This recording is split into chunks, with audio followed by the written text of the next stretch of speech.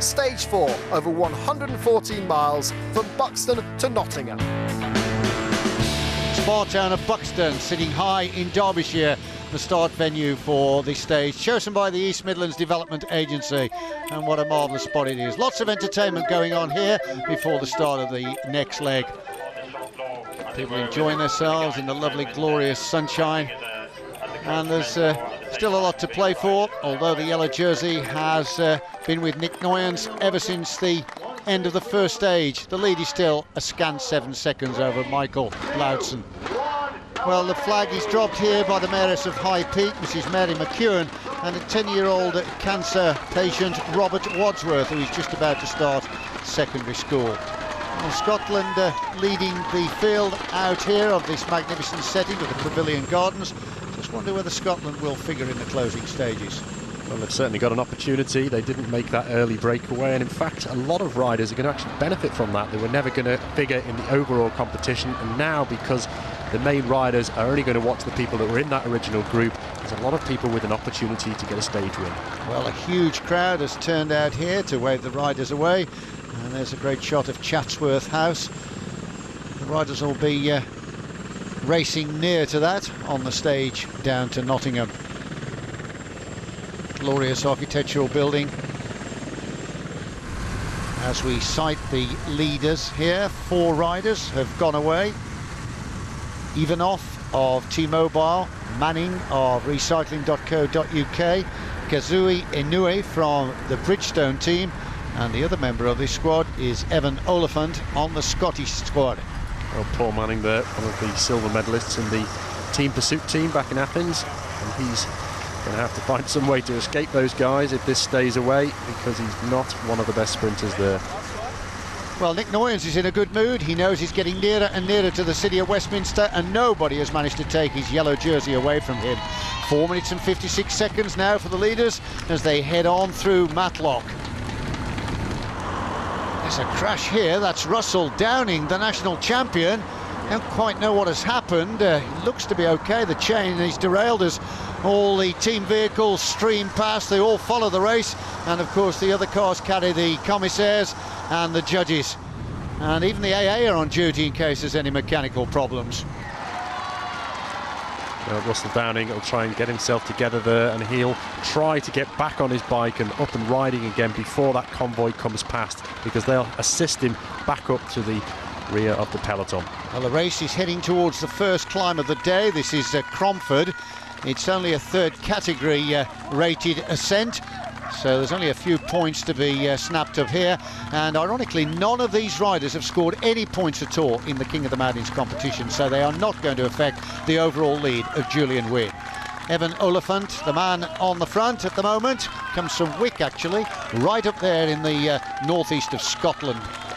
Their eyes seem firmly fixed on the finish, and really they just want to keep it nice and smooth and treat this rather than the climb as an obstacle that they have to negotiate before they get there. Just look at the size of the crowd, absolutely massive, just like some of the ascents in the Tour de France. There's the result then.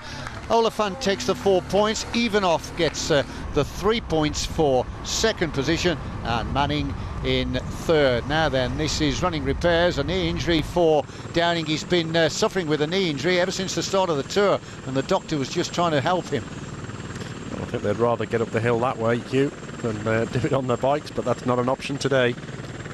Well, the gap has now stretched out to over 8 minutes here as they leave Matlock Bath, and ahead of them the special sprint outside the headquarters of the Derbyshire Building Society, and it's Paul Manning that actually crosses the line first. There is the advantage confirmed, 8 minutes and 43 seconds. Huge crowd in Duffield then as Manning crosses that line first. Well, I don't think this breakaway is coming back now. The desire is not there in the peloton, and I think they're pretty much the major players have turned their minds towards the race tomorrow. Oh, it's another crash here. Oh, that's Jeremy Hunt. Well, he looks in a mess there, doesn't he? Head injuries. Well, I'm just wondering if that's going to be the end of his Tour of Britain. Certainly looks that way, Hugh. Quick Step still on the front. That's David Bramatti, strong Italian, one of the domestiques on this Quick Step squad. And he's done a mammoth amount of work to help his leader, Noyens. Massive crowds have flocked to support the Tour of Britain again, which has captured the imagination of the people. Well, these riders just keeping it all together now. None of the major contenders want to do anything. They just want to get to that time trial tomorrow where this race is really going to be fought out. Today, though, I think it's going to be these four that contest the finish. Pride Park in the distance there, the home of Derby County Football Club. And there we are, Evan Oliphant crosses the line first for 5 points from Ivanov, Manning and Inouye. And the lead continuing to grow all of the time here. It's now 12.5 minutes in favour of the leaders. It may look very, very easy there, but it takes a lot of experience to control a peloton like this. They're riding hard enough that anybody puts their nose in the wind and they're discouraged from trying to make a breakaway, but not so hard as they're doing damage to their own legs, because they're going to be needed later in this race. So one more sprint to come, and this is the dash for the points at Leicester. And if Oliphant takes this, he does, he just cruises past Ivanov. It means he's actually scored 3 firsts here, so he's now amassed 15 points, so he's equal with Roger Hammond in second place in that competition. Well, I think their lead now is so strong that they can start to think about the finish, and we're going to have to see some attack, particularly from the likes of Paul Manning, because he's not the strongest of sprinters, and that may spark a series of attacks. So any time now, I think we'll start to see some action in this group of four. Don't know too much about the finishing power of Inouye, but the strongest here, of course, has got to be Ivanov. Stage wins to his credit in the Tour de France, Tour of Spain and Tour of Switzerland, and he is the most experienced here in this quartet, lying third there in line. Just waiting for the first rider to try and sneak away in the closing stages. Well, it's Manning who chances his arm here. So Manning, the pursuiter, if he could establish a lead, it would take some pulling back. Ivanov sees the danger and immediately reacts and pulls the rest up to the back wheel of Manning. But I think we could see 1 or 2 of those efforts. Manning's still fractionally ahead, but Ivanov's got the measure of him. Well, the climbs is the best place to do it. He actually pulled right very, very quickly there, took them by surprise, but it almost looked like he didn't see the camera motorbike, and that stall actually cost him maybe 10 metres, and that could have made the difference. Well, 11 minutes and 50 seconds is the advantage. The breakaway riders are not going to be caught. I think they can look forward to contesting the top positions. Just approaching Trent Bridge now. And on the right we'll see the cricket ground, where of course many famous tests have been decided, and then it'll be the left-hander that'll bring them onto the embankment for the final sprint. Oliphant trying to keep the back position there. We can see them looking behind everybody, because if you're at the back, remember, and you attack, you have that element of surprise.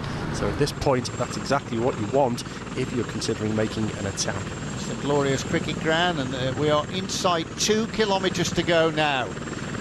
Nobody wants to try and take a flyer, and still Manning is left with the position there. That is the worst position to be. If he wants to chance a break, he needs to be where Oliphant is at the back.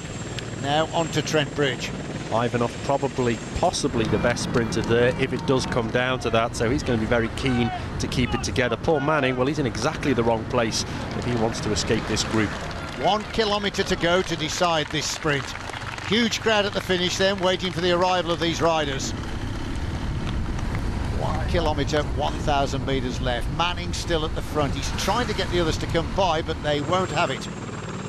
Well, I personally, if I was him, I'd have pulled over and literally put the brakes on to get the position that I needed to make an attack. But now it's too late. It will be a sprint, Hugh. And it's Manning that's been forced to lead it out past the War Memorial. Ivanov holding the right position, so that means nobody can go past him on the right.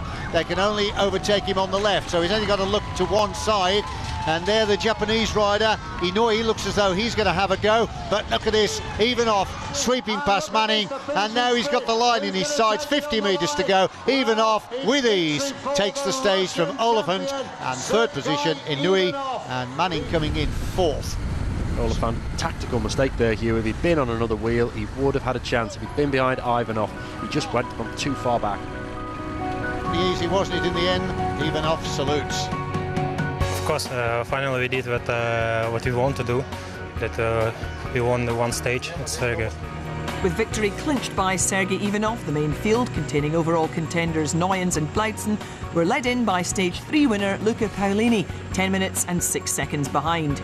Jeremy Hunt, who we saw abandon the race earlier, was taken to hospital, but no broken bones, only some nasty abrasions.